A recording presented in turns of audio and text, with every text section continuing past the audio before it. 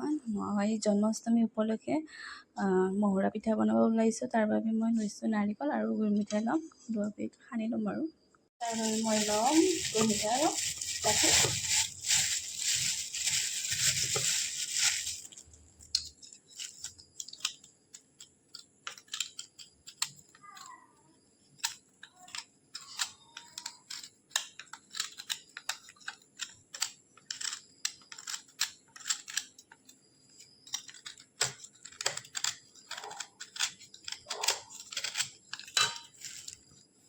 মোৰ গুৰ মিঠাইখিনি আৰু মই বেছি নিদিওঁ আৰু আপোনালোকে ইচ্ছা কৰিলে বেছিকৈ দিব পাৰে মিঠা, আৰু মিঠা ইমানো নালাগে, অলপ হৈ যাব আৰু মই নাৰিকলখিনি ভাজি ল'ম অলপ, যিহেতু কেঁচা হৈছে গুৰখিনি মিক্স হ'ব লাগিব, মিক্স হোৱা নাই তেতিয়া পাৱাৰটো অলপ কমাই ল'ব, কম পাৱাৰত ভাজি ল'ব। আপোনালোকে কেৰাহীটো ভাজিব পাৰিব, পাছত ভাজি আছোঁ বাৰু।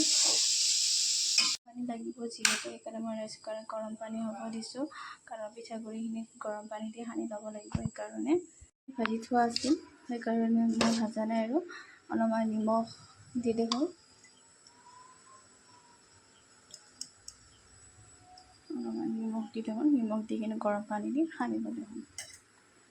পানী দিছোঁ, এনেকৈ আটা মৰাৰ দৰে মাৰি ল'ব পুৰাখিনি, অলপমান চাই ল'ব, বেছি গৰম আছে যদি পৰঠখিনি সানি ল'ব। তাৰপিছত যদি ঠাণ্ডা পোৱা তেতিয়াহ'লে আটা মৰাৰ দৰে হাতেদি কৰি ল'ব।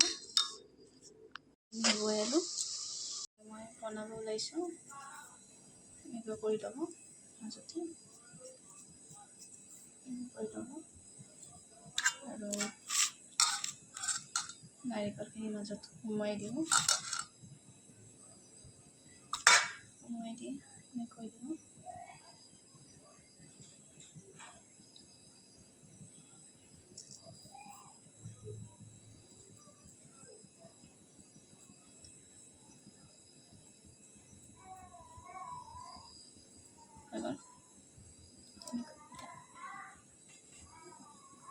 তো মই বনাই থকাটো তুলি দিছিলোঁ আৰু পিঠা হৈ গ'ল, তো মই এতিয়া পানী দিম এটা এটাকৈ।